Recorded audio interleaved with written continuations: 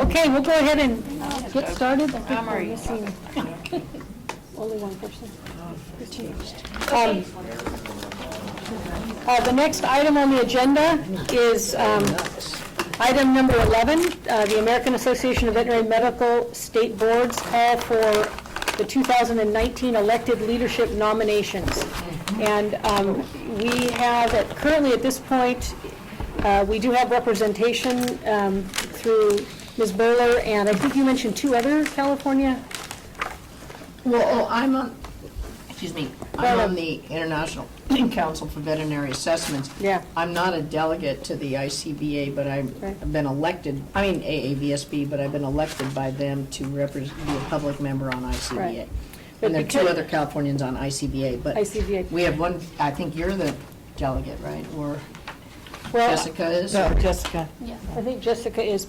So but I do think we have a paucity of representation in this arena, and I think it's very important that we consider carefully putting forth one or more nominations at this point. There are, as you can see in your packet, the president-elect position is open. And did you see that was 150 hours of service? That was a fairly robust position. A treasurer position, director. There are 3 director positions. A nominating committee member, which is a 1-year term, and a second nominating committee member that's a 2-year term. I did try to take a look, and it is fairly clear the responsibilities are a little bit less prominent when you get past the president-elect. So I would like to open this up and That's why I was wondering which position. for any discussion by the board as far as where we should go for trying to find nominations. I have someone in mind, but Is there structure, is it when a director is part of a executive committee, or what is the leadership yes. organization comprised of? Well, if you go to page, let's see, 4 or 5, I think it's maybe page 5 in your packet, it lists the overview of the board. The board of directors is a body of elected directors which govern the association, and it tells you the responsibility. And then the other positions are specific positions, president-elect and treasurer of this board of directors. So does that make sense to you? Can I ask a question on the director at large? Just to clarify, it says, this is page 3, you have to be a member of a member board or have served as a member as of June 1st of the year preceding the election year. So if 1919 is the election year, June 1st of 2018. 18. Look I think I know where you're going. Yeah, just checking, just bringing that up.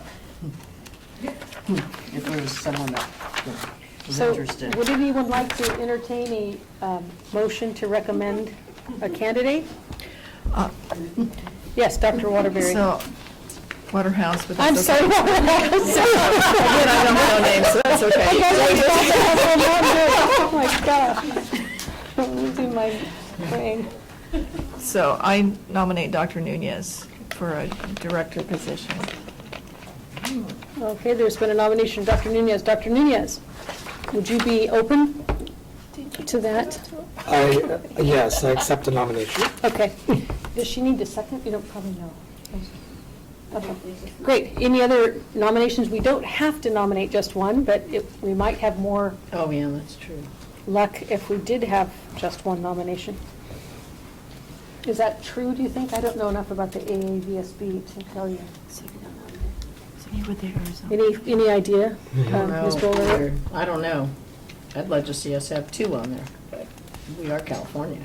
Well, Currently, it doesn't look like they, have more than one member from a single state, or region for that matter. Okay, I think we have a nomination, and the nomination has been accepted. Any more discussion from the board? Discussion from the public?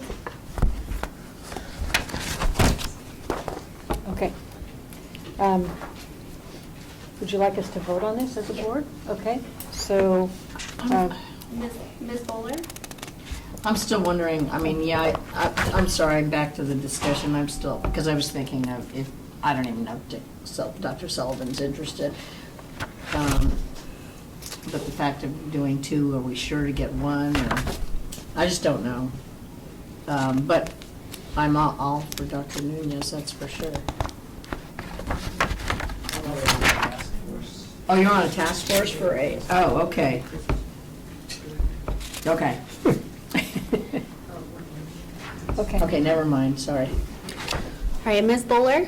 Yes. Dr. Bradbury? Yes. Ms. Laredo? Yes. Dr. Nunez? You better all vote for me. For yourself. Was that a yes? Yes. Dr. Waterhouse? Yes. Ms. Yanis? Yes. Dr. Nolan? Yes. Motion carries.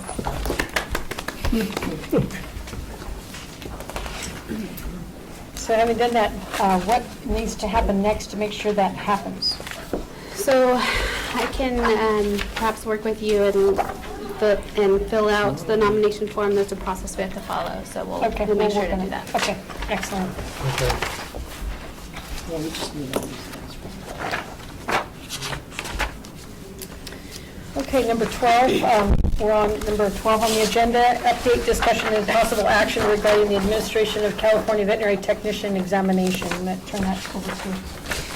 So there was a question raised at our prior board meeting of whether or not the practical exam for the RVTs could be administered online or by mail. Tara did some research, and there would have to be some amendments to it. So it's possible if we make some amendments. So I think now the question would be whether or not we should. When you're looking at a practical exam, there's some concerns raised by OPES as far as whether it's a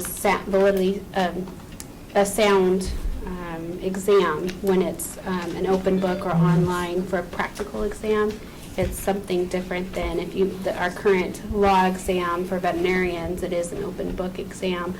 But it's my understanding that the board is using that more as an educational tool and not necessarily testing for competency. And so that we're just bringing the research back to the board for consideration. Comments? Ms. Lorena? Yeah, so I wanted to go back on a little bit of the history of this because not all of us were here. Back in the old days, when I took the exam, there was one exam, and it was tough.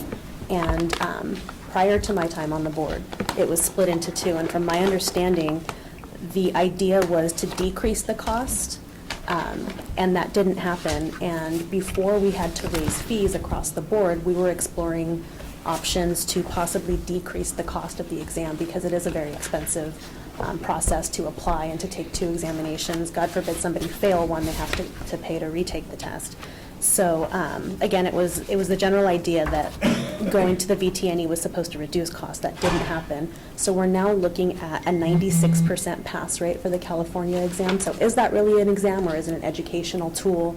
And again, we can't do anything about the fees. We can't do anything about all of these other issues, but we can possibly reduce cost of retakes on these exams and reduce the stress of it. The VTNE is a very inclusive test. We're looking at 68% pass rate. It does cover nursing and pharmacology and all of these other domains. The California exam does have some very specific laws to California that I think could be covered in a mail-in exam. And we're not trying to make it harder for RVTs to become licensed, and I just thought that this might be a way that we could help them. And another issue that we did have with the California exam, that didn't seem like we had enough material to make multiple versions of the exam, so there was some content on there that was a little bit controversial of whether or not it was even appropriate.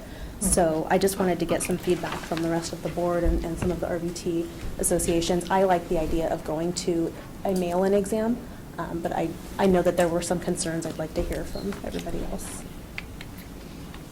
Everybody agrees with me, fantastic. I guess I would have a question for you based on what Jessica just mentioned about the idea of a clinical-based exam being online. How do you feel about that? I'm fine with the online, any version that doesn't involve somebody having to go and have a test proctored and pay for that, and it's added stress when they're already taking the VTN, which is very stressful. Isn't this? Can I also add a little bit? I did reach out to AAVSB, and the whole idea of the practical exam was to cover the gap that exists between the national exam and what's being done in California. And one thing that they were willing to look at is to see if there's ways to incorporate what that gap was in the exam. And he said to no cost or very little cost, if any, to incorporate that in the national exam for California. So then to move to one exam rather than Then two, move to one. which was the idea to begin with. I would be fine with anything that does not include RVT candidates having to sit for two separate exams and possibly having to pay to retake those and just increasing the cost. When we all know, not that we can do anything about it, minimum wage is moving up, but RVT pay is not, trying to find some ways to cut some costs. Yes. Do we know, I know we're a little different here in California. Do we know how many states just accept the VTNE and do not have their own state RVT exam? I know there are some, but I don't know they're all. Most. Oh, Yeah. most, okay. And are there unique things, a subset of unique things that, are necessary for a successful RVT profession in California that are on the California one? I mean, I can appreciate the AVSB talking about adding to theirs to incorporate our specifics, but I would think that could go times 50 for them if all states had, their way about specific things in their state or specific regions of the country. So a couple things. When I reached out to them, I had asked what other states have a supplemental exam as well. The response, though, I think it was a misunderstanding of the question because they responded with how many other states have a jurisprudence exam, so a law exam. So I'm getting clarification on what about the practical piece of it. But when OPS did an occupational analysis of the exam, they did just recently confirm that there is a good-sized gap between what is being tested and what's being done in California, and recommended that we stick with addressing that gap through the practical exam. But I would like to do a little more research of what AAVSB could possibly do to incorporate into one exam. So in that case, would it be like a California version that was administered by the AAVSB and not something that was administered to Correct. everybody? I like that idea. I do recall some mention of there being a questionable number of actual question, in other words, is there enough material to really justify a second exam? There was even they brought that up when they gave their presentation, I think. You're shaking your head, so you know what I'm talking about. Yeah, it was an issue. Yeah. There was a lot of material on there that it was questionable whether it was It was- appropriate to test an entry-level RVT on some of this content. And there's a lot of material that was replicated in the other test that it was being covered by the other test. Nancy? We originally approached the Veterinary Medical Board with this idea that the California exam could be a mail-out exam, the law exam could be a mail-out exam like the veterinarian's exam is, and we were told that would require legislation. The Veterinary Medical Board can't do that on their own authority, which is fine, we can go for that. And as Jennifer pointed out, the pass rate on the exam in 2018 was so high as it's no longer an examination. It is a take-home exam. If everybody's passing, you can talk to the OPS about that. Any exam where everyone is passing is not an examination. So it's a learning tool, and you might as well just have an open book test. It's the same, accomplishes the same purpose. It means if you're getting 96, 98% pass rate, it means everybody is learning the material, which is fine, which is the goal. Now, we did add, this time when you did the practice analysis compared to the VTN to the California practice analysis, that determined that there were several California job tests that were not adequately tested on the VTNE although in previous years, we haven't changed the job tasks. And in the previous job analysis, they decided that the VT&E did include the California job tasks. So it's really a variation on the people in the workshops, whether just how much this is real or not, I don't know, since I haven't been in a workshop in a number of years. But I did also contact the AVSB and ask them about adding California content for a California exam, and I was told that it was going to be so expensive that it wouldn't be worth it. Now, maybe perhaps I've given you different information now, which would be great. I have it in writing, so. Great, that's great. And obviously, you're a more official person than I am, so you're getting better information. And that would be great if there are a few, the California RBT job tests that are not adequately tested on our exam. You could add 3, 4, 5 questions to the VT&E that cover that content, and that would be fine. And when you get to the point that Jennifer made, the problem with the California exam right now, the 2019 version, which has been changed substantially from the 2018 version, is because there's not sufficient material to do an adequate computerized exam that have different formats for different people taking the test, is that they added content that is so off the charts as to be not relevant. I know this because I put together a study guide for candidates, and I went through every one of the references, and I found there's one section that has 4 pages of references on communicable diseases, reportable communicable diseases, and then when you go back to the enabling legislation and who is required to report these communicable diseases, there's a whole list of people on that list, but not RVTs. This is not an RVT job task. This has no business being on the RVT examination. And it has no business intimidating RVT candidates having to read 4 pages of communicable diseases that they don't need to report.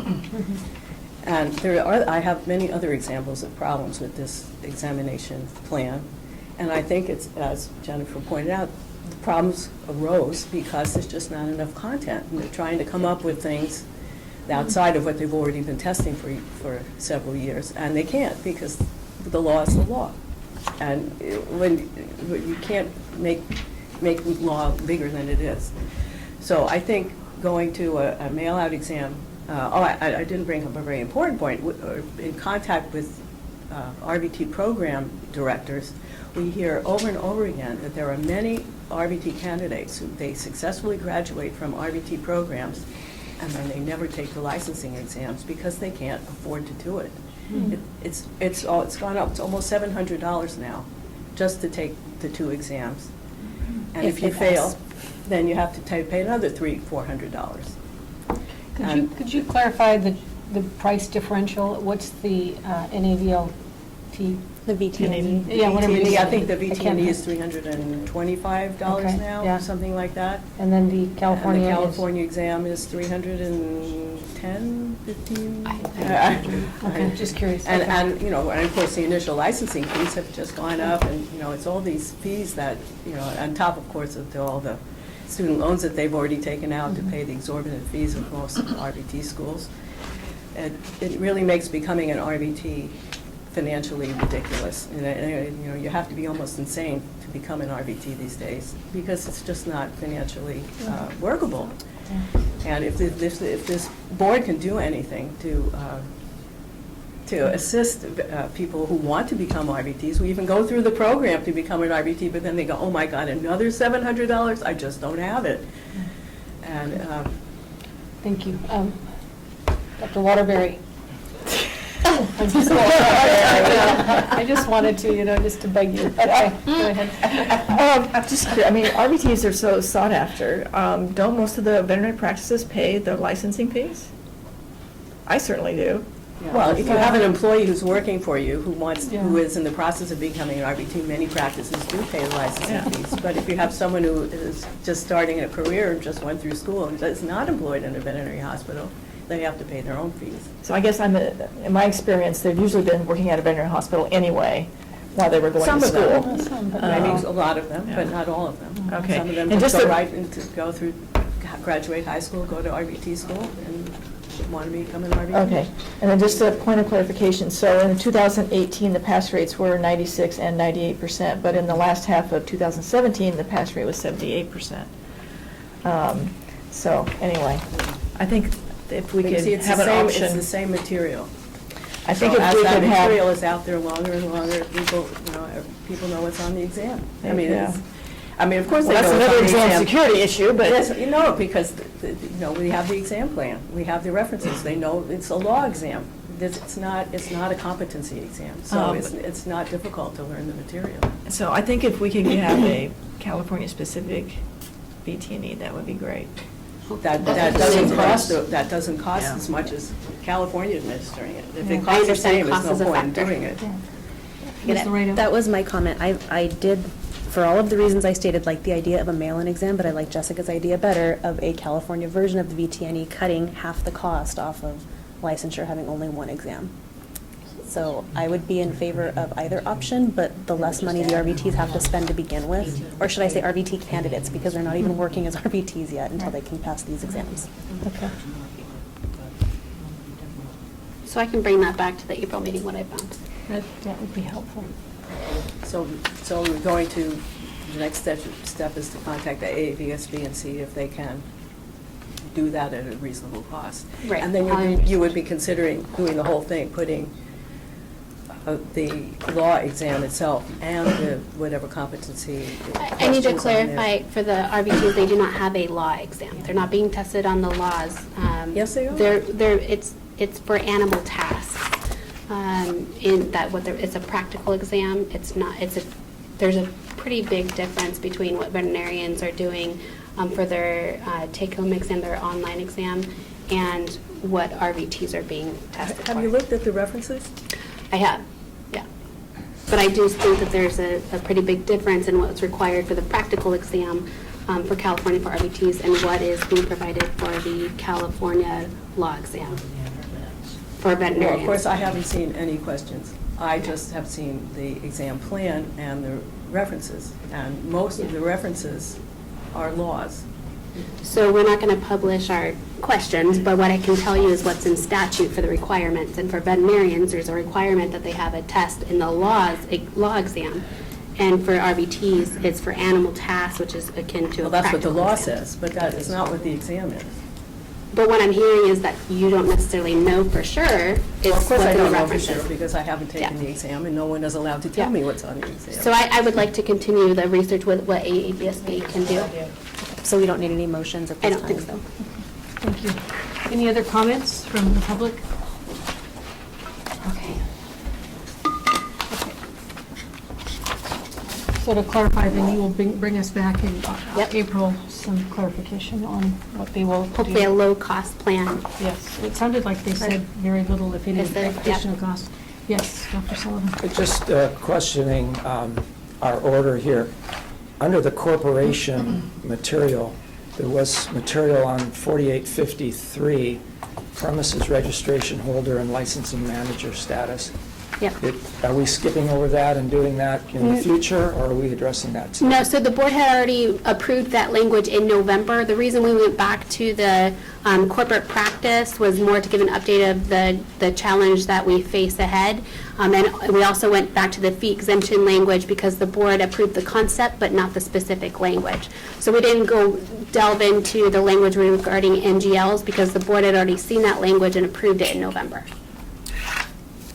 That doesn't mean you can't, you can talk about it if you guys want, but the board had already approved it, which is why we didn't go into detail with it again. Okay, well, I read it in quite detail, and are we creating a new registration? And No. So the owner who is not a veterinarian has to register, correct? Under the provision, they would be the holder of the premises registration. The NGL would just be the named responsible veterinarian. And, this kind of actually does get at the corporation issue, because if the corporation is the premises owner, we would want to know that. But right now, all we know is that there's a managing licensee, a veterinarian, who's listed on the application for the registration.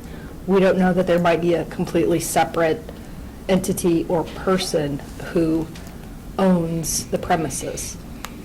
So this will all encompass one registration, which is inclusive of the owner of the premises and the licensing manager. Correct.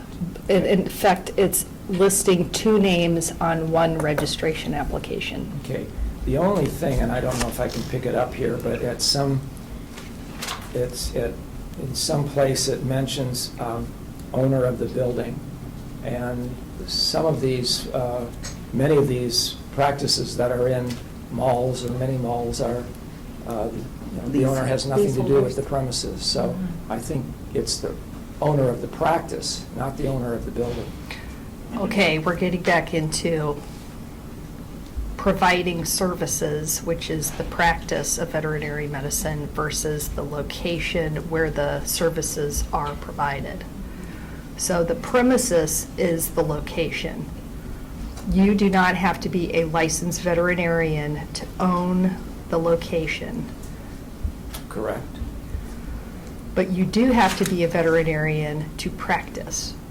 And I know on the street, there's the use of the term practice, but technically, under the statutes, practice means the provision of veterinary services. That's the business. The business of the practice, we need to know about.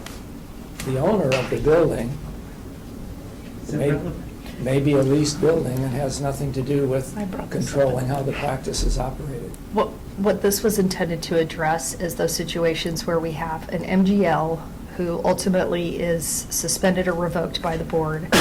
They actually own the building, Okay. but we don't know this, that they're just subbing in a new MGL, and the person who was revoked is still managing the location. Yeah, see, that's not registering, because there's the building, there's the business, and then there's the managing licensee. So if the owner of the building is also the owner of the practice, then that's true. But there are situations where the owner of the practice does not own the building and is not the managing licensee. You have a lease, right? Yes. Leaseholder. I mean, if I can share, I mean, just to give an example, so, I mean, I previously worked for Banfield, so there was a building that PetSmart leased from an owner. Banfield sublet it from PetSmart. I owned the Banfield. I sublet from Banfield, but because I own that Banfield, but then there were Banfields that weren't owned, so, but Banfield sublet from PetSmart, who leased it from the actual building owner. So whose names do you want associated with that? The owner of the premises. You're registering a premises. Okay, so- That's what's in the statute. Right now, all we know about is the managing licensee. So you want Banfield and then the managing licensee. So before I owned the Banfield and I was the managing licensee, you wanted Banfield as the owner of the premises and me as the managing licensee. If you're talking about a second entity that's involved in the practice of veterinary medicine on some level, then perhaps we need to go back and look at the statutes again to see if we need to add a provision for who owns the practice. Because right now, all we license are the premises, which is the location, and the professional who's providing the services. Not I get that. someone I'm just else trying to point who out- owns a practice, the business. I mean, this keeps getting bandied about, and perhaps the legislature needs to take a look at the business. And I just wanted to, I mean, it gets convoluted, and I want to make sure when this gets done, that it gets done what the intent is and who we're trying to find out.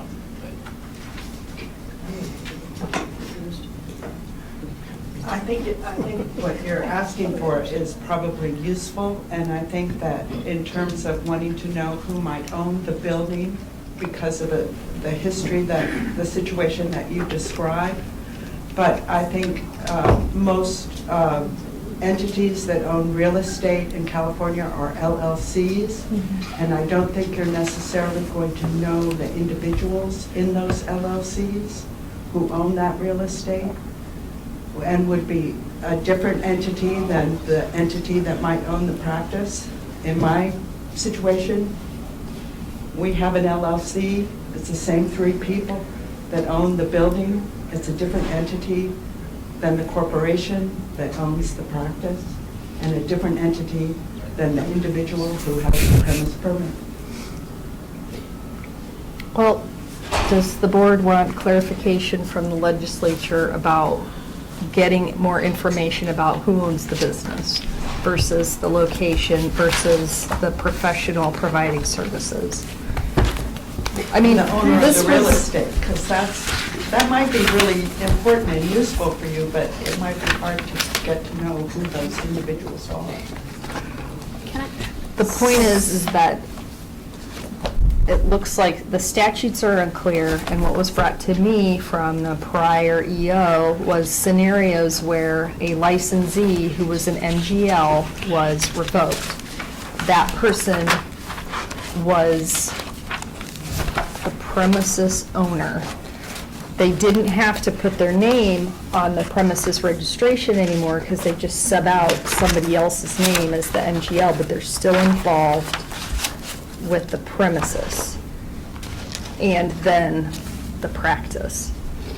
So, I mean, I'm so glad we're talking about these issues. An owner of the business who leases the premises from another entity that actually owns it. They could also be, and I think I know, I'm aware of a situation that is in our area that's, that I would like to see the board be able to affect. So I'm with you, but I'm not hearing that you're understanding the complication of the real estate being owned by an LLC, and that the LLC provides an easy way for an individual person to hide. Dr. Waterhouse is now. And I think you have to address that if you're trying to, by maybe asking a licensee to indicate whether or not they own veterinary premises or property on which premises are, on which veterinary services are being provided. The reason I keep going back to location is because 4853 of the BPC defines premises as including a building, kennel, mobile unit, or vehicle. It's where veterinary medicine and the various branches are being practiced. So if we're not talking about a location, as in where something is occurring, what are we talking about? If we're talking about the business, that is not defined in our act. Can I have Dr. So, Waterhouse? so I think we talked about this in November, and I was explaining just what Dick said. I was explaining to Tara and Jessica that there's actually could be 3 entities involved here. But I think the most important thing is who's the MGL and who's the practice owner. And that's what we need to get at. The building owner, is not as important. It's just a leasehold space. And again, so can I say something? I think when you read that whole sentence together, that sentence involves a physical structure, a building or a car or whatever, and the practice of veterinary medicine. So if you put those 2 together, isn't that a business? You see what I mean? So I really think that I would agree with Dr. Waterhouse that it is a business that they're talking about. They're talking about the practice itself, not the building. Okay, that's what I read it as. So that's what we need. Do we have that now, or do we need a change? I don't think you do. Jessica? So I hate to put Patty on the spot. Patty is our inspections manager. On the application, don't we capture the owner and the MGL on the application? Only one signs at the bottom, but aren't both listed on there? Yes, they are. So If it's corporate ownership, then we capture that information as well. So I think the intent is we're still capturing that information. It's just if those individuals have discipline, we'd like to be able to know that and be able to deny it based on that discipline. So I don't think we're trying to change what already exists. It's more to be able to deny based on that revocation and to ask that background. If that licensee is, has their license revoked and they happen to own a building on which there's a veterinary premise, is that what you're trying to capture, to find out if that individual is owning that building? Even if they don't hold the premise license? The premise permit? I'm understanding from this conversation that I don't think we properly provide for the invisible third party who's the middle person. We may ask this information on the application, but when I go to the requirement to register the premises, it's not in there, requiring the name of the owner. It just requires the name of the MGL. So it's up to you guys whether or not you want to move forward with this. If you think there's a problem, that we need more information, perhaps the information we seek isn't reflected accurately in the statute. I think, Ms. Bowler, did you have something you wanted to Well, say? And then I recall that we did, Waterhouse. there was an issue in trying to capture a little bit more information for enforcement purposes was helpful, and that's probably why it came to you, Tara. Patty, on the application, does it say premises owner? And then managing licensee? Right, first we ask for the managing licensee information, and then we ask for business owner. Business owner. Okay, that was going to be my question. Okay, Okay, so that's that's what I your wanted to question, know. Dr. So it's Waterhouse? different, but Dr. probably- So Bradbury? it's not the property owner you're asking. Right, You're not it's getting business. that information, so if We don't need that. if the property owner, as is often the case, is a former licensee whose license was revoked, Yes. you're not gathering the information you need. Dr. Bradbury? Well, I guess I have a question about, like, what she's talking about there. Okay, we're going to have to give Dr. Bradbury the floor. sorry. Oh, that's okay. If somebody has lost their license but owns a building and then leases that building to a whole nother group to start a practice, are they not allowed to do that? I mean, they're not allowed to, and they should be allowed to do that, They are. but if we're asking for the information and we want to get to an owner as the person, then we're not, it seems like the business is the most important thing, what we're asking for, we're already getting that information. Dr. Sullivan, you want? Well, when I look at this, what brought this to my attention was on page 7 of this corporate things, and the comment to the right says, "The board needs to know who owns the building and who is the premises registered holders." To me, the premises permit, who owns that, is the business owner. He may have another licensing manager, or he may be the same person. But the premises permit goes with the business, which has, to me, nothing to do with the building. Because the building oftentimes is owned by the same person, but as many times, or maybe even more, it's owned by a mall, and it's a lease. So that's what brought my attention to it, and I don't know, I just see premises permit, business, licensing manager, person that's in charge. Maybe the same person, may not be. Those are the two pieces of information that we need to know. The other scenario that I thought up is, what if the owner of the premises permit is a partner, gets his license revoked? What happens to the other partner on the premises permit, on the business side of things? So I don't think that's too infrequent either. There's, most premises permits, most businesses are owned by multiple veterinarians, so. Just some questions. Any comment, any other comments? There's a lot out there. Yes, Jessica. So I do have a concern then, that our actual application is not aligned with the statute, since the statute doesn't require us to obtain that information.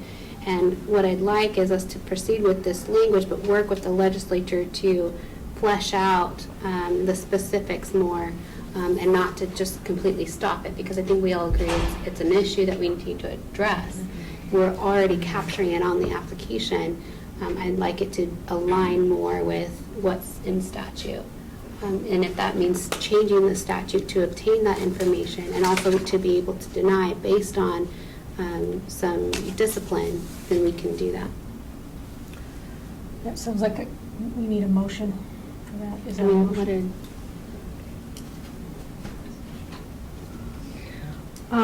Yeah, because I think, the motion you had before was to recommend this language to the legislature. If you want to revise that to incorporate the business problem, I think you need a new motion. And that's a substantive change? Okay. Yeah, well, Can you- it's a substantive issue that isn't It's not currently addressed, reflected. Okay. And would you want to state that motion? No. Okay. Go for it. I move that we change the language of this proposed regulation to include It's capturing the business owner. the proposed legislation. Proposed legislation, Yes. sorry, proposed legislation. To capture the business owner information, not the building owner information. Did I get it?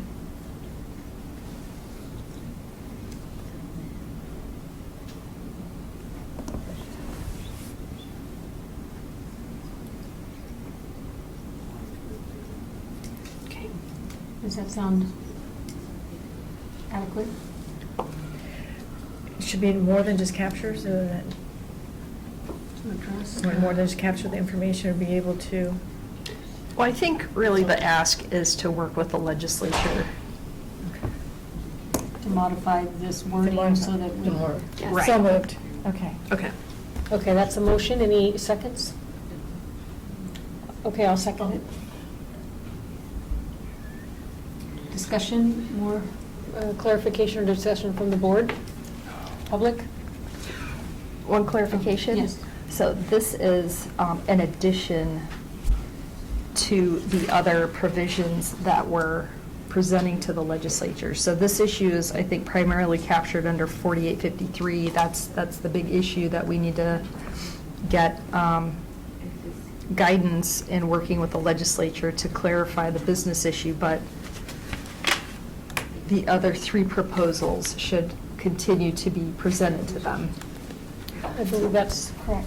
Cool, all right, so the motion is just to amend the language in 4853 to work with the legislature to capture the business owner information, not the building owner information, and continue to recommend to the legislature revisions to 4853.1, 4853.6, and 4875.2. Great. So we've done all this now, so we'll go for the roll call. Ms. Bowler? Could I just suggest that what you may... You might need to come up to the mic again. We need to capture this, yeah. You may want to consider having a question that says, does the licensee of this board own the building? You may want to know that. And then you could have yes, no, and then their name. I'm not sure why. Because that's if you, critical. the scenario is that the licensee had their license revoked, but they still own the building and are therefore interfering in the business. Well, but there's a difference between owning a building and leasing it to someone, and that's not involved with the business actions in that building. So I think we're kind of stepping across again, if that owner of the building is involved in the practice of the building, the practice, then we will find that out when you get the business owner information. Whether they own the structure itself, to me, is not relevant. Right, but, well, it could be well. But you see, so in other words, Yeah. if they're even a small percentage business owner, it comes out in our information, we ask for percentages. So I think we're capturing, in other words, if they just own the building and are subleasing it, that's one thing. If they own the building and have any involvement in the business practice, they should be recorded in the business owner information.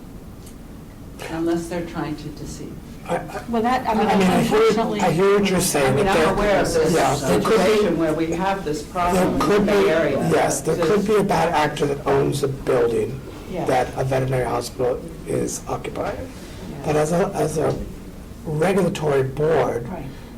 we can only hold the licensing manager responsible for what goes on in that practice. We can't hold, that's who we hold responsible. And if that licensing manager is allowing the owner of the building to do things that they shouldn't be doing, then that's the problem with the licensing manager, not the problem with the building owner. That's who we go after. But I do hear you. Yeah, I hear you too. I see the problem. Thank you.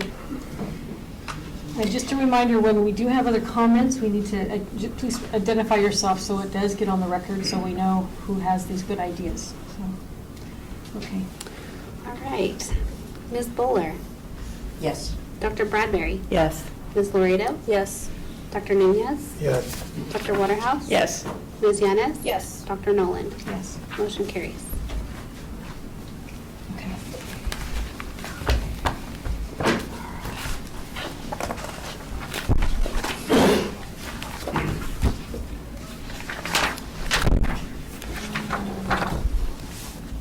Shall we start? Okay, we're coming to item number 13 on the agenda, the board president report. Frankly, I've only been the board president for a few days, and so I'm going to turn over the beginnings of this report to our former leader, Dr. Waterhouse.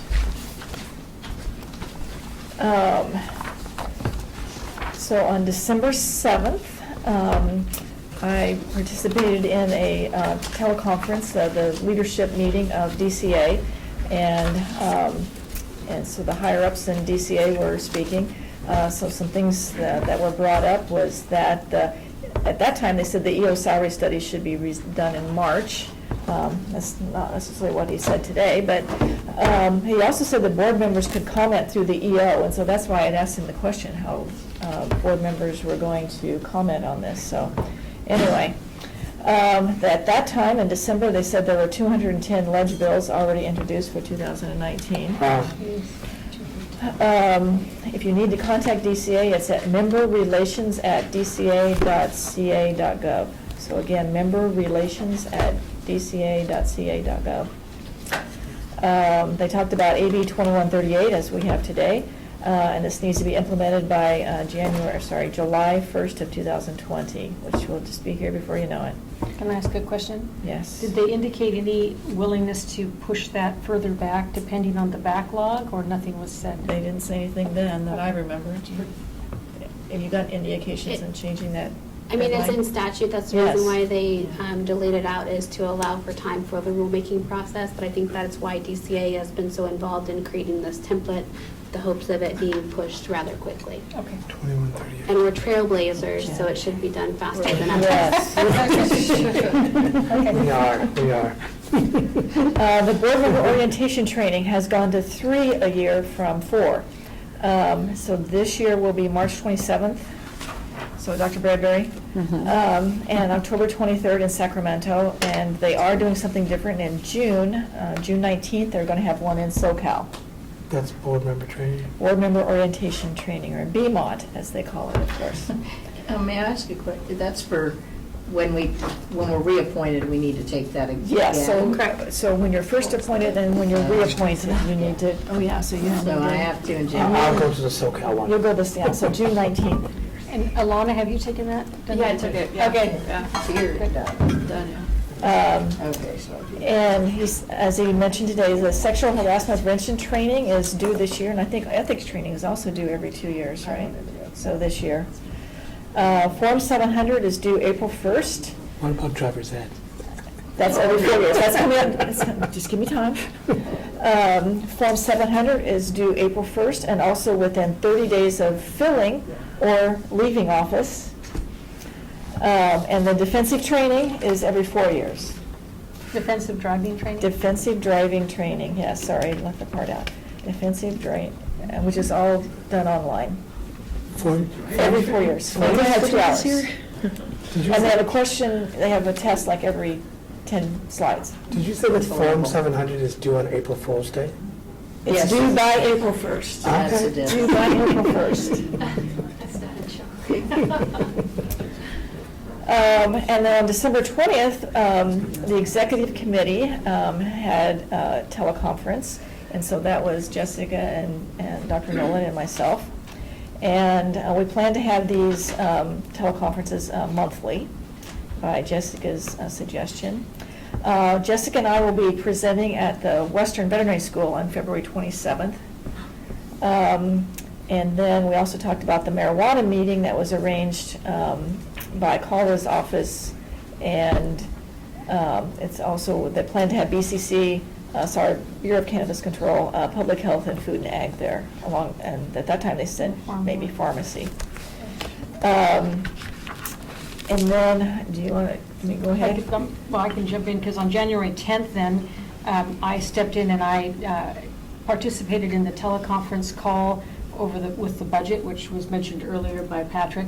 And I think we've discussed that enough. I thought we covered all the information there. Okay, now you can go on to the So then on January 18th, I came to Sacramento. We had a meeting that was arranged by Assemblyman Carla's office, and it was attended by Food and Ag, Public Health, Bureau of Cannabis Control, and the VMB. So Jessica, Tara, and I were there, and then Dr. Nolan was by phone. Ryan from Assemblyman Carla's office sort of led the hour meeting, and he said that they were primarily seeking information as to current laws, because this is a very complex, that involves many state departments. From our part, we stress the need for research dollars so that we can determine if there are medical benefits, and if so, then maybe, what's the right dose? So 5 points that I took away were, current law says that edibles are for humans only. Dispensaries are not allowed to have hemp CBD. CBD is not allowed in food products by public health law. So evidently edibles in dispensaries are not food.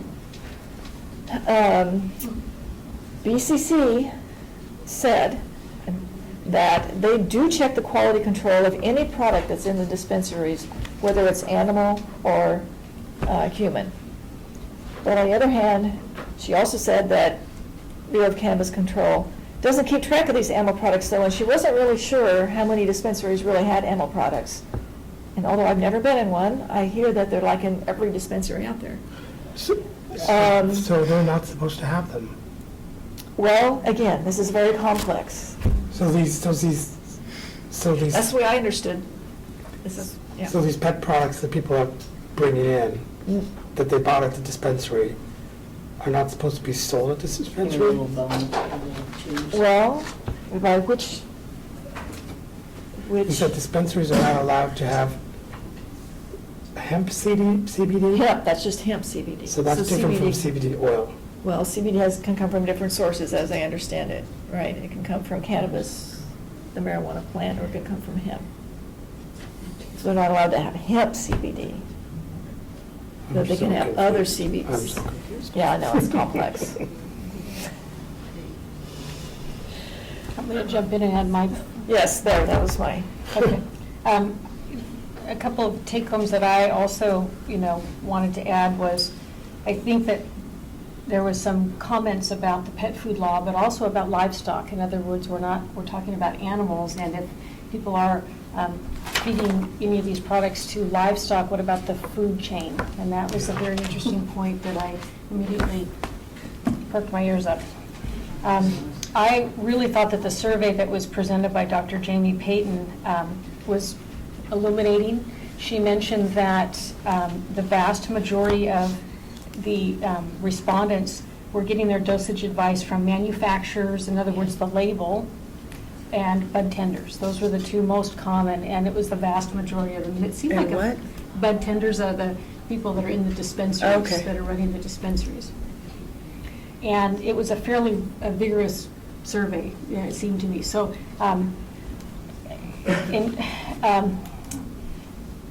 she said something that really caught my attention. She said vets are caught in the crossfire, and companies are making money and making these products, and there is no regulations. And so this is a consumer protection issue that we really need to deal with. So I felt like she very succinctly said, "This, we have to, we really have to keep working on this." And then the only other thing that I was very impressed with Caller's office at the end. Brian from the office was not sure of the next steps, but he was very willing to work with all parties and was very receptive to maintaining a dialogue. And I thought that was really helpful. Did you want to mention the 10 million in research funding, or you want me to do that? 10 million? Okay, so, the legislation, actually, Dr. Payton only asked for 100,000. I was like, Yeah. keep it alone. Anyway, there was 10 million funding for research within the legislation, within the bill. But the bad news, so that's good news, but the bad news was that it's not going to be available until 2021. They have not even talked about allocations and if the animals are a part of that allocation. And it does have to be conducted in a California public university, but it's pretty early on, so that was a little discouraging. Yes, and that 10 million was, it was meant to be for human research, but now we're asking them to think about. Well, they said it was animal research. unclear, I thought, Yes. but it is, I'm sure it was intended probably Yeah. for humans. So that, Jessica, do you want to add anything to, because you attended that same meeting? No. Okay.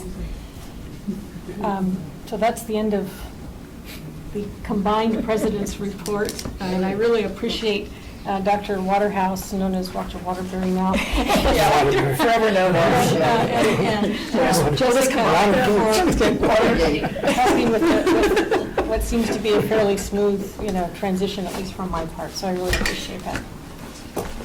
Okay, comments or questions on the report? Okay. Well, we're wrapping up, right? We're going to move on to Jennifer Laredo with your RVT report. Okay, I've been the RVT member 4 years, so I can't pass off my report to anyone. I'll give it. Darn.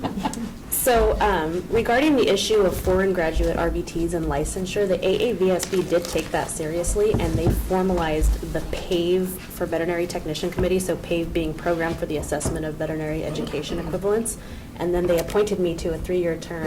Yay, so I'm on that. Yay, I sound excited. It's very exciting. So there are quite a few people. It's a pretty diverse committee, so they are doing a lot of work. It's mostly through teleconference. They have met live a couple of times. I haven't been able to attend, but they are taking that issue seriously, so it is underway. And then, sadly, Ethan is no longer with the board, so we were having some issues getting the results of the VTNE pass rates by school. So before Ethan left, he did leave some contact information with Jessica, so she will follow up with that, and hopefully by the next meeting we will have those results. And the last thing that I have, very short report today, the RVT test plan for the California exam, there were certain issues, but we're going to put that off pending research and possible action on administration of the exam, which we talked about earlier today, so we can discuss that later if it continues to be an issue. And that is all I have for today. Questions or comments? Exactly how many committees are you on now? A lot. Yes.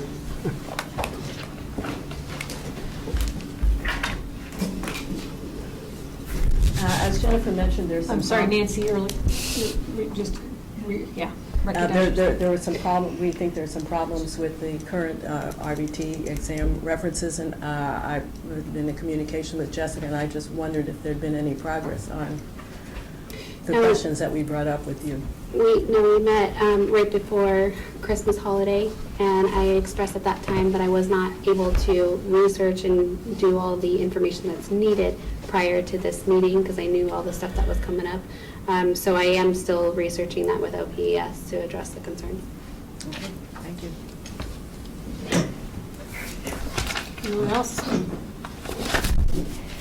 Moving on then to item number 15 on the agenda, executive officer and staff reports. So the first one I'll take on, first I'd really like to acknowledge Ethan and for all of his work that he's done, not only with this board, but with DCA as a whole. Losing him was really hard. We've been friends for 10 years, and so I'm really happy for him because he's pursuing a career that he wants to be in involving the environment. He declined my offer to offer the environment to him through a laptop and a park, but I couldn't get him to stay. I'm hoping he'll come back at one point, but I wish him the best of luck, and he's definitely going to be missed, but that position is posted on our website, and we're recruiting right now for it. So we hope to have it filled definitely before the April meeting. And what was the title of his title? It's changed over time, but right now it's operations manager, so overseeing the admin side, the licensing side, the exam side. So with that, the report he provided, it does say that we were going to hand carry the expenditure report. However, we had some concerns with the accuracy of that report, and we had intended to meet with DCA prior to this meeting. Unfortunately, we weren't able to get a meeting until next week. And so instead of presenting it to you with, I think, some pretty significant errors, I'd like to work those errors out with them and bring it back to the board. With that, we did provide the fund condition, which is looking like it's stabilizing and projecting that the months in reserve is going up, so that is a good sign. And then he also provided an update with the budget change proposal. Again, we've already discussed this. It's been approved. There are still some issues with fiscal and getting our fiscal month report.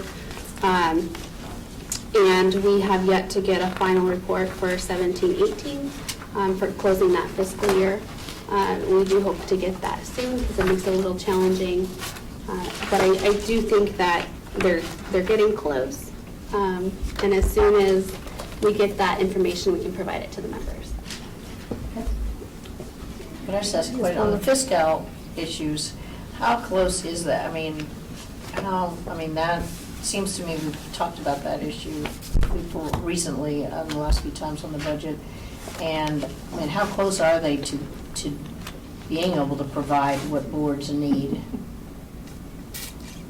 I don't have a timeline for you right now. But what I can do is ask for a more definite response and bring it back in April if I can get a better estimate. I mean, it seems like we can't do part of our job without that data. Yeah. And I know the fiscal issues are across Yeah, it's not just DCA. agencies. Yeah. But still, it's been quite a long time. Yeah. I fully agree with you there. But again, it's not just DCA, it's statewide. Oh, I know. So I can bring a more specific timeline in April. Okay, thank you. With that, I'd like to introduce our new enforcement manager, Rob Stephanopoulos, to give the enforcement report. All right. Welcome. Thank you. Hello, everyone. I'm Rob Stephanopoulos. I'm the new enforcement manager. Very happy to be here. I think I have some big shoes to fill. I've heard only great things about Candace. I did meet with her briefly, I think about a month ago, and she kind of filled me in on some of the things affecting enforcement. And then we discussed some of the things that I noticed about enforcement in particular. So she has committed, I think, in a roundabout way to still be in open communication with me and help me along with the process. So with me coming on board, all of our enforcement positions are now filled, so we are fully staffed in enforcement, so there's one checkbox there. I think we have a really great team. Just working with enforcement in the 3 months that I've been here, I've been wonderfully impressed with how committed they are to their job, how engaged they are, how eager they are, bless you, to take direction. It's really, really wonderful to work with them. And I have to say, just being at this board meeting, it is really refreshing to see how engaged the board members are, and the MDC and everything that's affecting the board. So it is really, really impressive, and I'm kind of waiting for the other shoe to drop, but I'm cautiously optimistic about it. Yes, PTSD. Yeah, I've got a lot of PTSD. But yeah, it's very, very impressive. So with that, and I think it's been known for a while, the overall complaint load that we have right now, the pending complaints, is a little bit high, and I think when I first came on with the board, I noticed that when I was looking at the Sunset Report and the annual report, that it looks like it took a sudden jump. When I talked to Candace about it, her assessment of that was that there was a lot of outreach efforts made by the board, and that resulted in a lot more complaints. Whatever the reason, this is kind of where we are right now. So what I'm going to do and what the enforcement team is committed to do from our perspective is really try to be as efficient as possible. So with that, I'm meeting with each of the members of the enforcement team to go over their as-is processes and figure out if there's duplicative work, if there's work that can be more streamlined, really anything that we can do to attack this complaint load that we have. I think we will be able to make some improvements, but I do have my overall concerns just with the raw numbers. Kind of strictly speaking, we've got about 4 enforcement analysts, and we're looking at about 1,200 to 1,300 pending cases. And just by the raw math, it's way above what the norm is with other DCA boards. I know that my background, I was an enforcement analyst, and I think a healthy caseload was between about 80 to 100 cases. And here we're looking, obviously, at a few hundred. So it is something that really isn't sustainable, and I don't want to come in here and already mention, we need more positions, because I love the staff that I have, but just based on the complaint load that we have, based on the bandwidth that the staff could probably handle, it doesn't seem like it's something that's sustainable or feasible to handle based on our staff. The 3 new positions that we have funded, are they involved within Inspections. No, enforcement at all? No. So they'll go to inspections in order to fulfill that mandate. Yeah, I mean, Just I'd wanted like to clarify take that, the- yeah. Yeah, and we are trying to. Patty would not be happy. I know, I'm sorry. You can't have. I know, exactly. I'm sorry. So we do have a couple of retired annuitants, and I'm going to utilize them a lot more in the investigation process.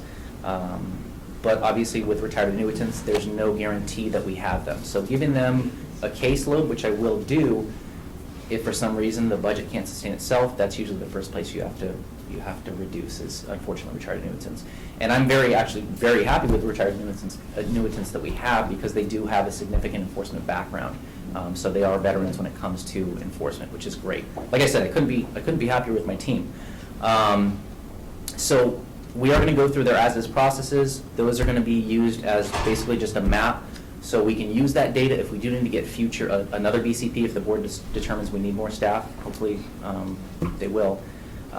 We can use that for a BCP. We can also use it for training, because we don't have, per se, procedure manuals in place, so I think we can use that.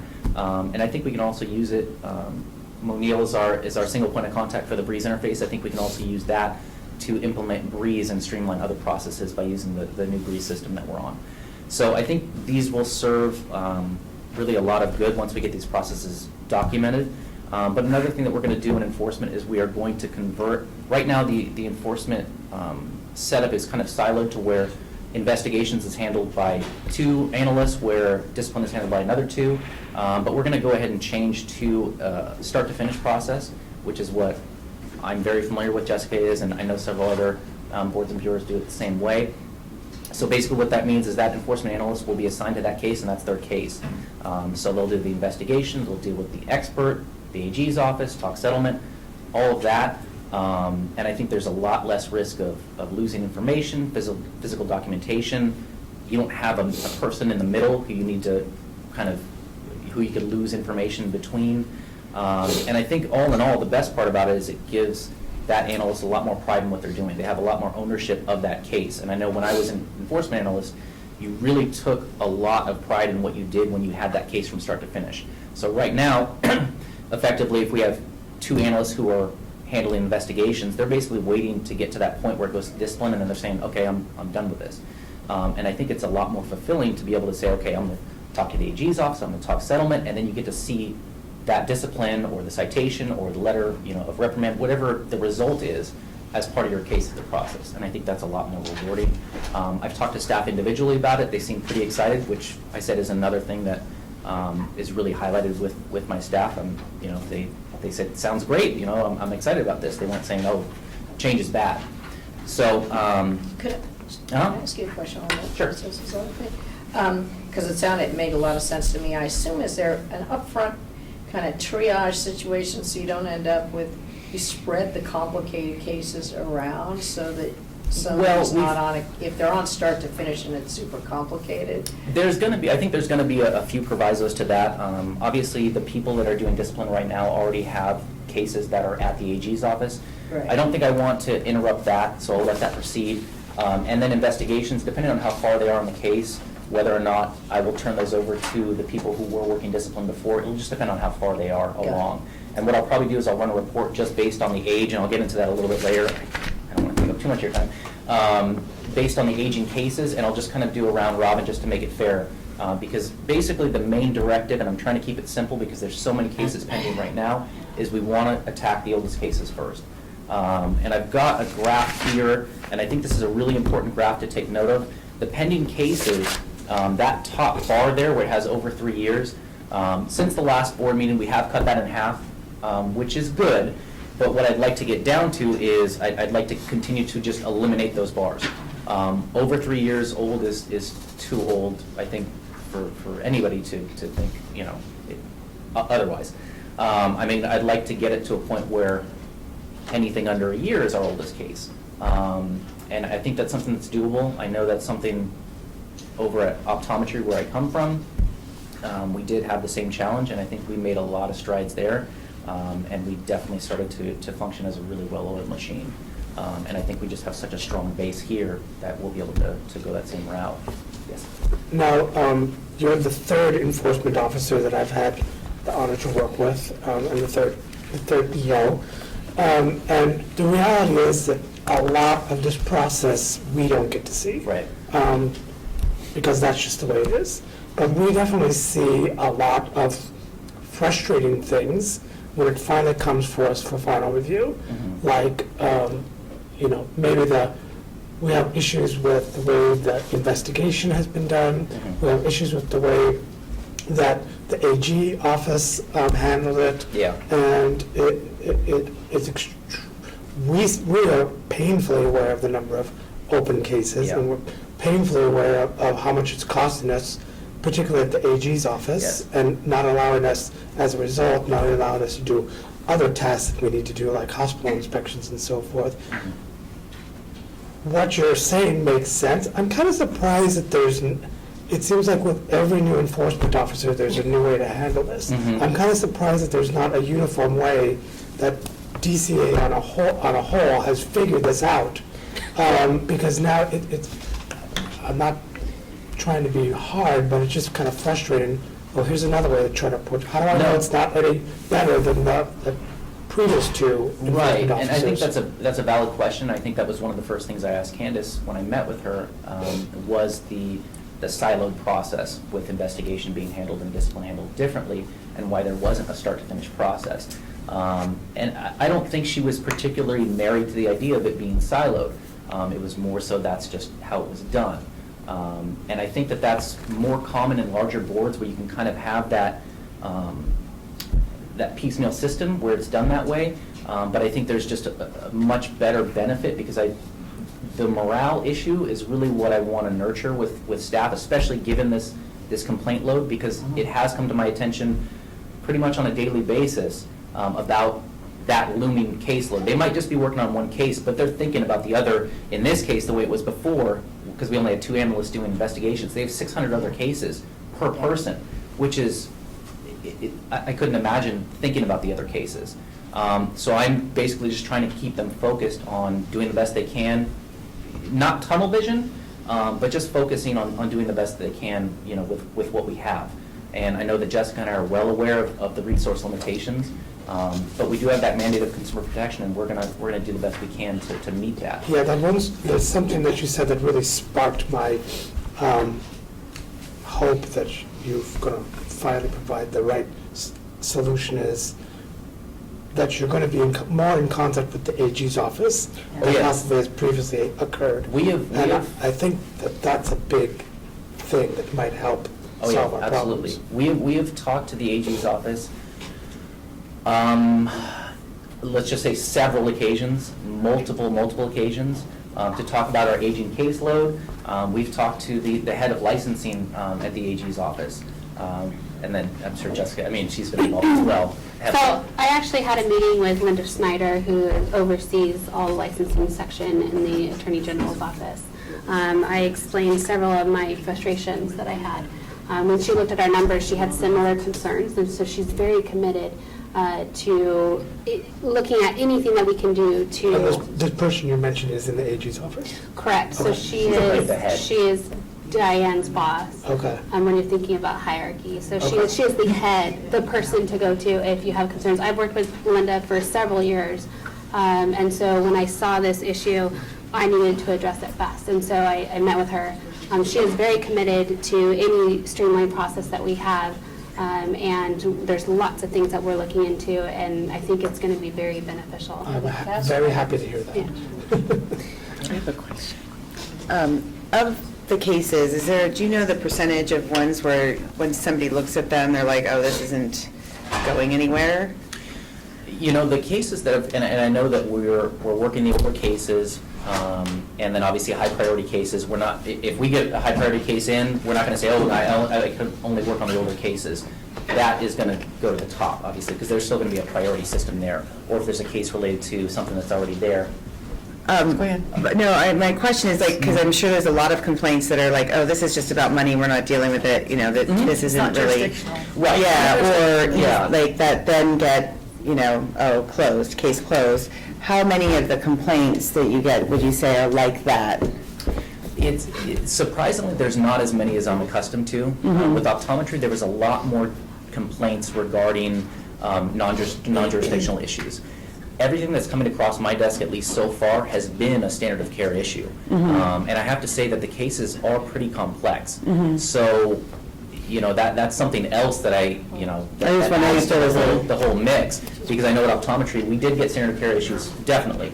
But we did get a fair amount of non-jurisdictional, and then people basically just saying, they charge too much, this place down the street is less. Great, non-jurisdictional. So here, I can't even think of a case that I've come across. Where you've dismissed it? Where we've said non-jurisdictional. There might have been one about, I think, about grooming, where we talked about it at the beginning, but realistically, it's such a minute amount. A lot of these are actual substantial cases and within our jurisdiction. So.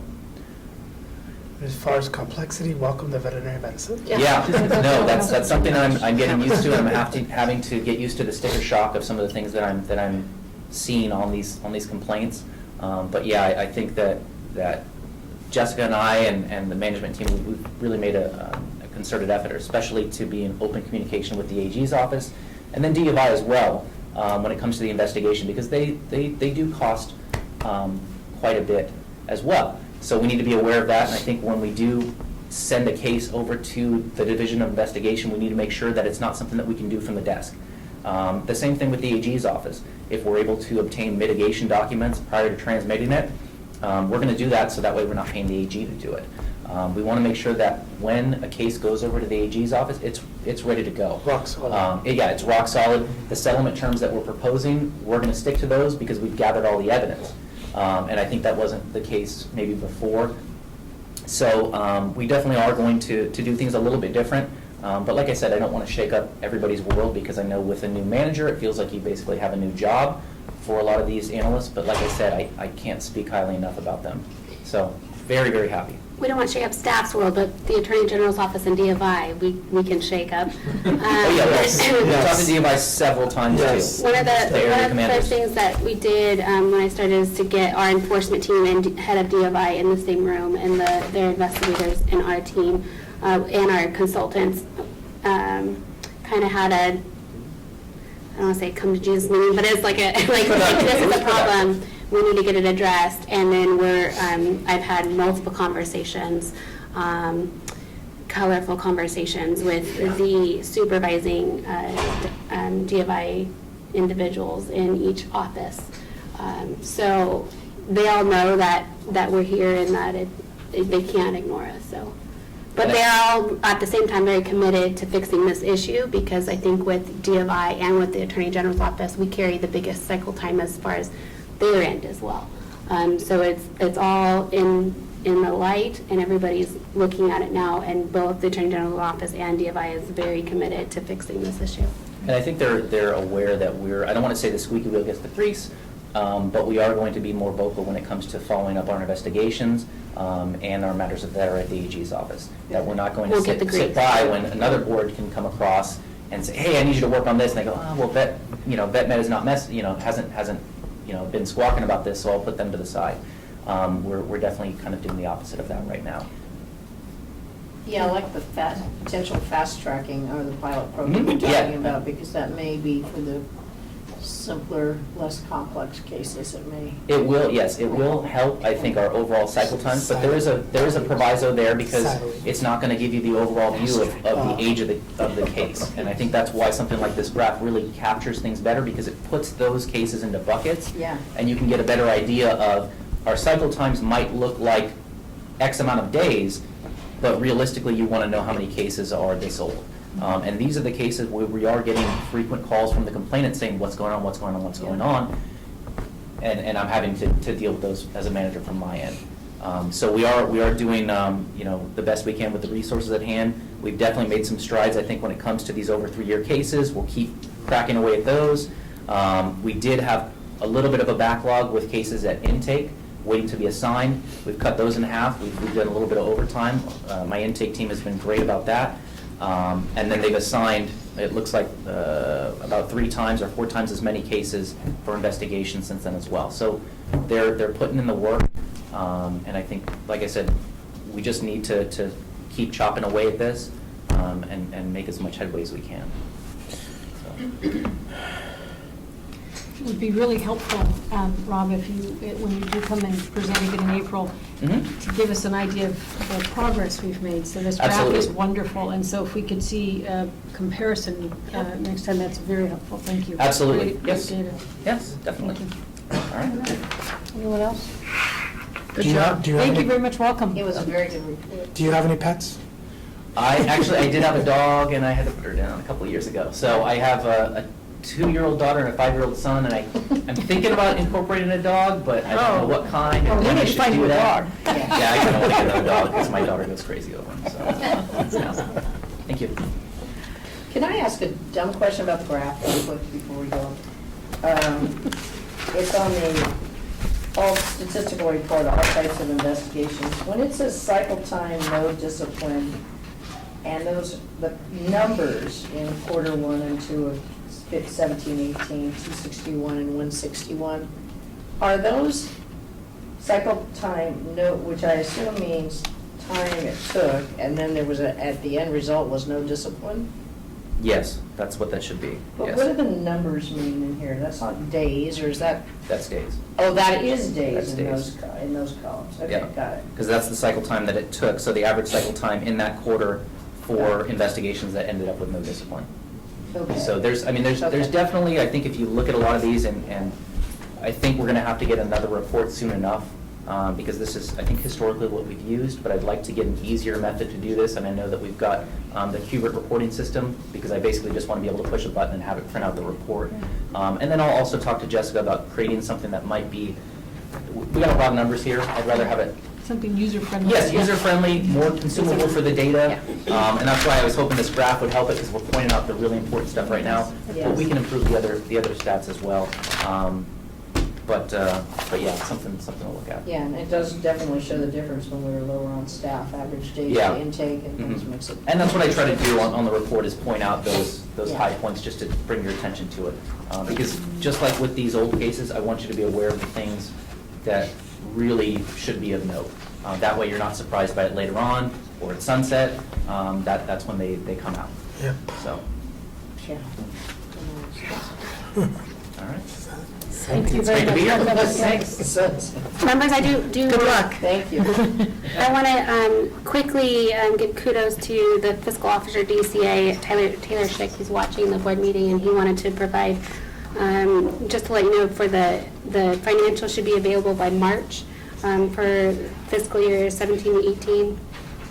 And the fiscal ops will be releasing a fiscal update memo within the next month that I can provide to the board. Great.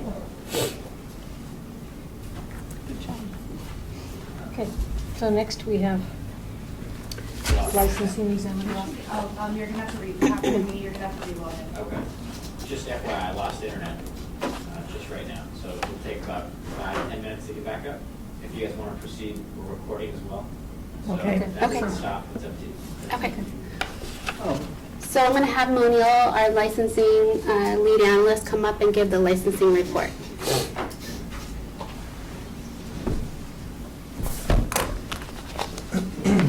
Hello, O'Neill Singh, Licensing Examinations and Breeze. So Ethan had prepared the report prior to his departure, so I'm just going to go over a few items that he and I discussed to highlight at the board meeting. For the statistics, as you can see with the VACSP, it's pretty steady. We're getting almost the same amount of applications received and licensing the same amount. So it's steady, growing slowly.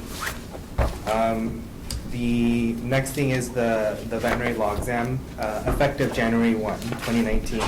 Senate Bill 1491 authorized the board to have the ability to administer the law exam electronically.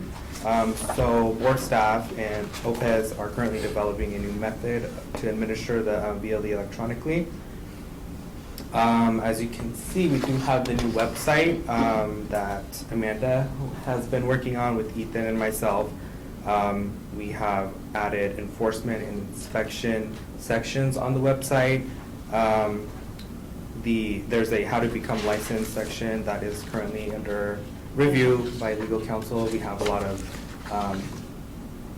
ways for people to get a lot of information how to get licensed in within the 7 license types. The next big thing that I want to cover is Breeze projects. We are going to be moving to one-page renewals, and it will be launching in June 2019. So for veterinarians and RVTs is what we're starting off with. Ethan and I worked really hard to get this. It was supposed to go earlier, but we said let's take another couple of releases to perfect it, basically, even more. So basically the renewal, there will be no paper coupons going out and no payment by mail. Everything will be done online. It's quicker, faster. We have just a one-page renewal set up. Will be sent out. Working on outreach right now so that people are aware that it's coming. I think the ultimate goal is to go paperless with the board. So there's a lot of Breeze projects that I'm working on right now to just streamline all of the application processes so that they can do it online. I mean, cashiering with the paper application takes very long than just a online application, which is instant because they can pay online with the credit card. So yeah, so there's a lot of outreach going on for that. And then lastly, the VTNE scores. We have been working with, I think it's Carol Sparrow, and she has been trying to get the VTNE scores, but I guess it's PSI that's trying to develop it. My understanding was that they were supposed to, after every cycle, they were supposed to submit those scores to us. So I'm still working on it. Me and Ethan left off on that, so haven't had any updates yet. Question? Thank you, Manuel. Okay, Patty from Hospital Inspections. Can I ask a question? I don't know, I think it was in your report, the Maximus contract running out? Yes. So that contract is, I mean, December 2015, so. right, and right now, all boards who are involved in that contract have been having a meeting every other week to Okay. go over the contract, the specifics, and it's a pretty in-depth process that we're doing, so it's coming. So it'll all be, all the boards will have a similar contract, and the same contract. Right. uniform contract. Got it, thank you. Hey, good afternoon. I guess I'm like the veteran staffer now, but we'll. Yeah, you are. We'll give you a plaque. So, just a few updates on the inspection program.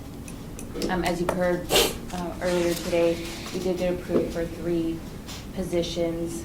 Yes. Coming this summer, coming in July, so we'll be starting recruitment. Our recruitment efforts will probably start in April, May, because it is a long process to hire staff.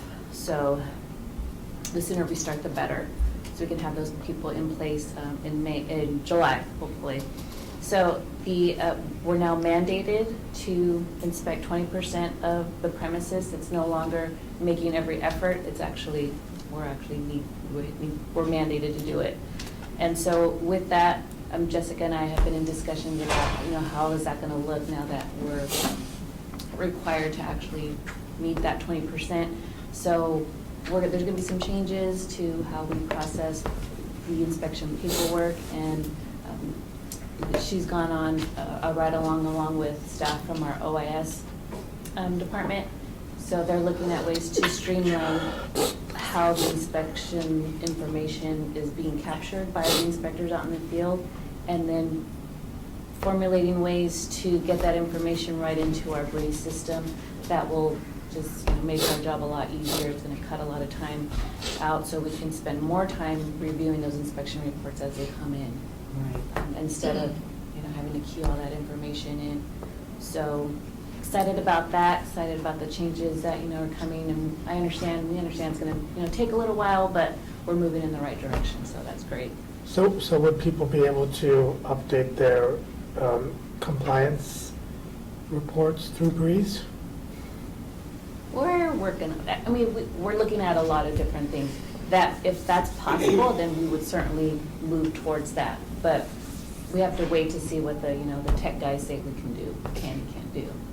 I guess is the first thing you're doing, trying to, on a tablet, the forms that the inspectors fill out, have them just directly on, as opposed to paper. Right, so we have a couple of inspectors that are already doing it on their personal tablets. So we want to move from them working on inputting that information on their personal tablets to, state issued tablets to when they input the information, it's going into, our Breeze system.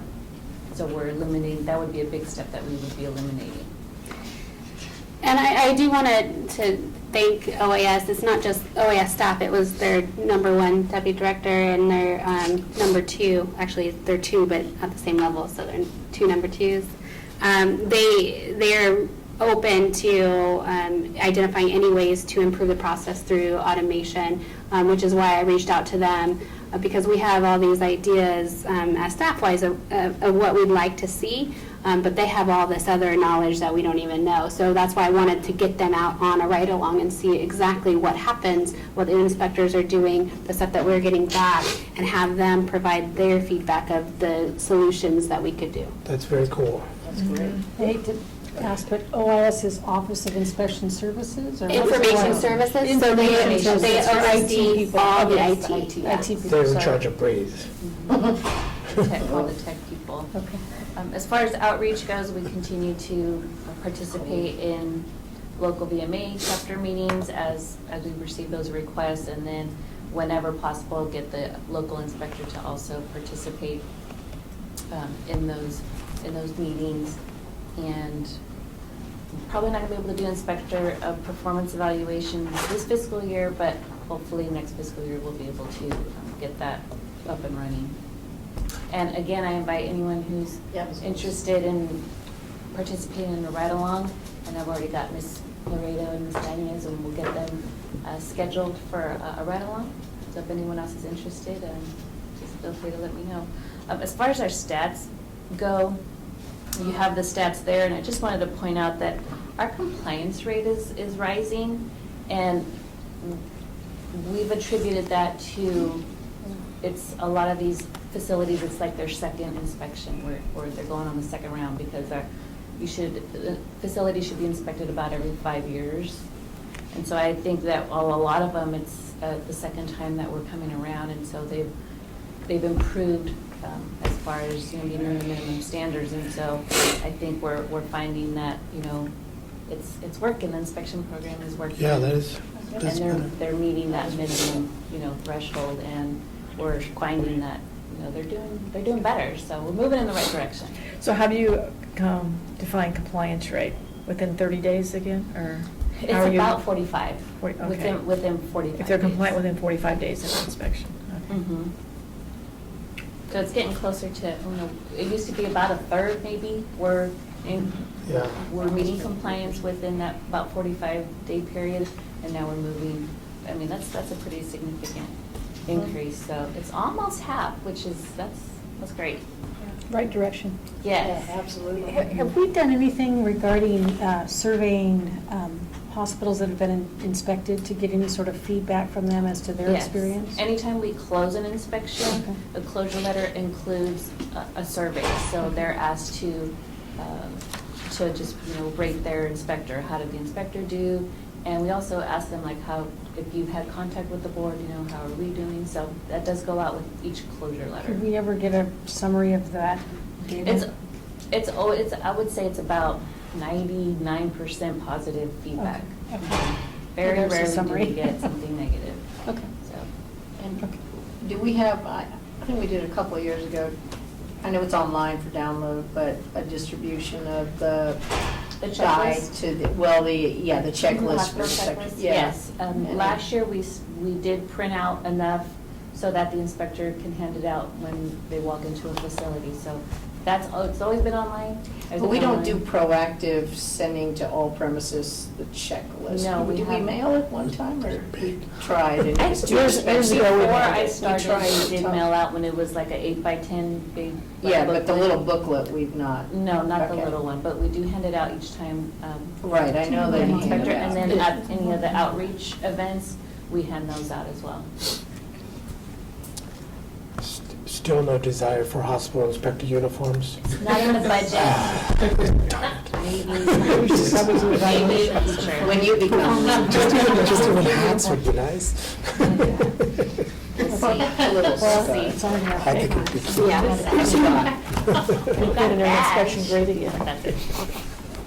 Okay, any other questions? Patty, please put me down for Okay. anything local. Put me down too. Okay, perfect. Thank you.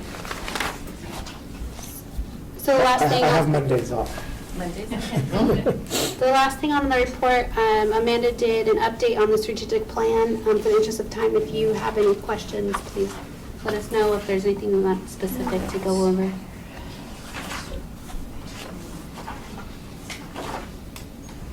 And that's it. Do you want to mention that we're going to do that in October? Yeah. Just to make sure everyone So understands. this plan expires in this year. And so at future agenda items, when we list the dates, you'll notice that we did add a day on, and that's because we're going to have to do another strategic planning session with Solid in Sacramento. So this process is going to start soon, because they'll have to send out surveys to all the stakeholders and get all that information, compile it, and have it ready for the October meeting. Okay, thank you, that's great. So now we'll move on to item number 16, future agenda items and next meeting dates. We have the April 17th and 18th in Riverside. Do you want to discuss Yeah, so Riverside's going to be in Mission Inn, and the July meeting we'll have at Foothill College in Los Altos, and the RVT program is going to host us. Say that again, I'm sorry.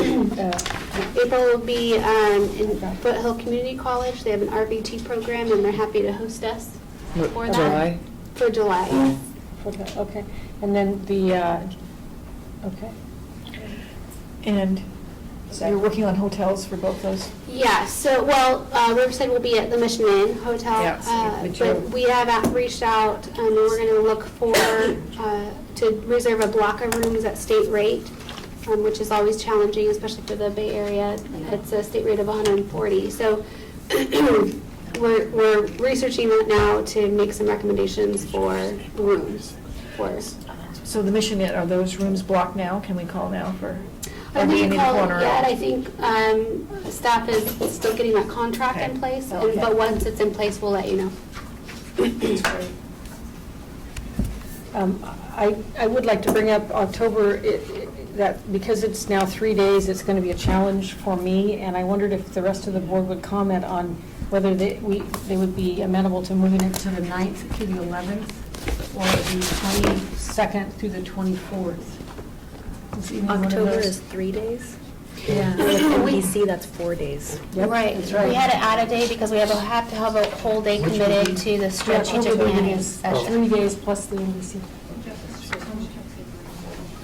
I can't. Not right now. What were the other days that you were? So, either the week before or the week after, so the 9th through the 11th of October, or the 22nd through the, or is it 22nd through the 24th? The week before would be better for me. Yeah, for me Yeah, the too. week before is better for, that would be fine with me.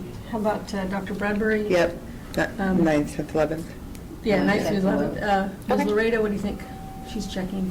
They're equally difficult. Horrible, so- yeah, sorry, yeah.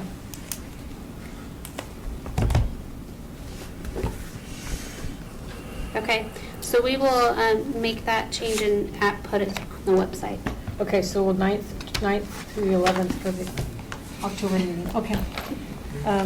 Anything else we need to talk about? Okay. Like to recess until Yeah. tomorrow? Thank you very much. You